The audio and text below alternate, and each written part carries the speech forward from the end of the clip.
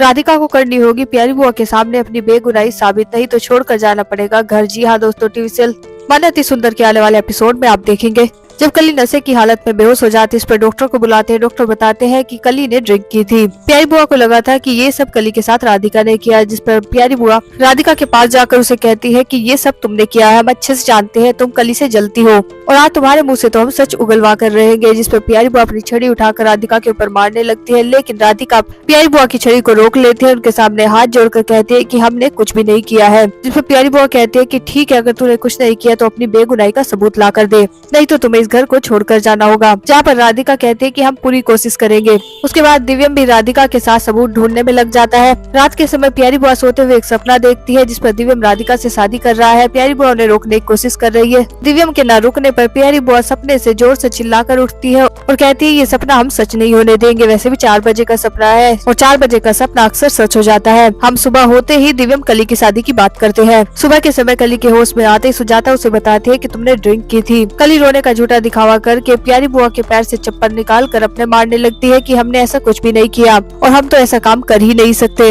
जिसमें प्यारी बुआ कहते हैं कि कली हमें तुम्हारे ऊपर पूरा विश्वास है और ये काम तुम्हारा नहीं राधिका का है और इसे अपनी बेगुनाही साबित करनी होगी। तभी प्यारी बुआ कली का हाथ दिव्यम के हाथ में देकर कहती है कि अब हमने सोच लिया है, हम इस नए साल पर दिव्यम कली की शादी करा देंगे। इस बात को सुनते ही घर के सभी सदस्यों को बहुत बड़ा झटका लगता है।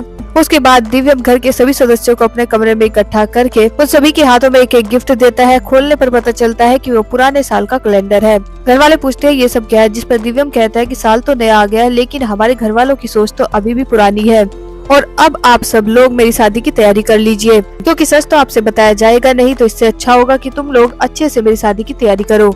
राधिका को रोते देख दिव्यम उसे कहता है लो मेरा रुमाल लो और इससे अपने आंसू पोंछो, इन आंसुओं को बचा कर रखो, जब मेरी विदाई हो जाएगी तब तुम रोना। इतने में प्यारी बुआ कली के साथ दिव्यम के लिए एक गले का हार लेकर आती है। प्यारी बुआ वो हार दिव्यम को देते हुए कहते हैं कि हमने तुम्हारी शेरवानी के लिए लिया है। जिस पर दिव्यम खुशी से कहता है कि तू बहुत सुंदर है और मेरे ऊपर बहुत अच्छा लगेगा, है ना राधिका।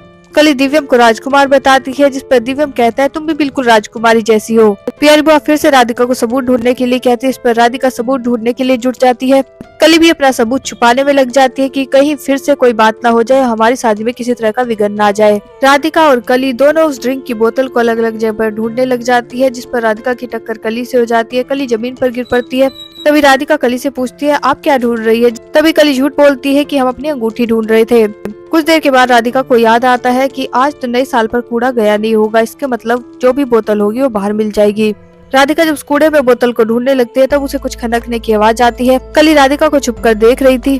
तब देखना ये होगा कि राधिका उस बोतल को ढूंढकर अपनी बेगुनाही साबित कर पाएगी। तो दोस्तों आपको क्या लगता है कमेंट करके बताएं। जानकारी पसंद आई हो वीडियो को लाइक करें, शेयर करें, चैनल को सब्सक्राइब करना ना भूलें। Thank you.